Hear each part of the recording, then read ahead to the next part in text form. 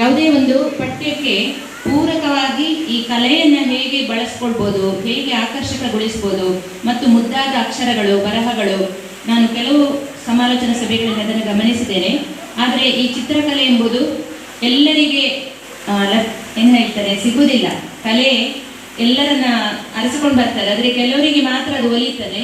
ಹಾಗೆ ಯಾವಾಗಲೂ ನೀವು ನೋಡ್ಬೋದು, ಇವತ್ತಿನ ಇನಾಗ್ರೇಷನ್ ಆಗಲಿ ಈ ಚಿತ್ರಕಲೆಯಲ್ಲಿ ಇರುವಂತಹ ಒಂದು ಪ್ರಾವೀಣ್ಯತೆ ಅಥವಾ ಅವರ ಕವನ ಬರೆಯುವಂಥ ಕೌಶಲ್ಯ ಇರ್ಬೋದು, ಅದೆಲ್ಲವೂ ಯಾವಾಗಲೂ ಅಲ್ಲಿರುವ ಮಕ್ಕಳಿಗೆ, ಶಾಲೆಯ ಮಕ್ಕಳಿಗೆ ಒಂದು ಆಸ್ತಿ. ಚಿತ್ರಕಲಾ ಶಿಕ್ಷಕರು ಯಾವತ್ತು ತುಂಬ ಅವರಿಗೆ ಹೊಸತನವನ್ನು ಮೂಡಿಸಲಿಕ್ಕೆ, ಅವರಿಗೆ ಪಠ್ಯದಲ್ಲಿ ಕೂಡ ಅಭಿರುಚಿಯನ್ನು ತರಲಿಕ್ಕೆ ಈ ಚಿತ್ರಕಲೆ ಪೂರಕ ಆಗಿರ್ತದೆ. ಅವರು ಸರಳವಾದ ಕೆಲವು ಚಿತ್ರಗಳನ್ನು ಅದರಲ್ಲಿ ಬಿಡಿಸಿದ್ದಾರೆ, ಯಾವ ರೀತಿ ಮಾಡ್ಬೋದಂತ ಹೇಳಿ.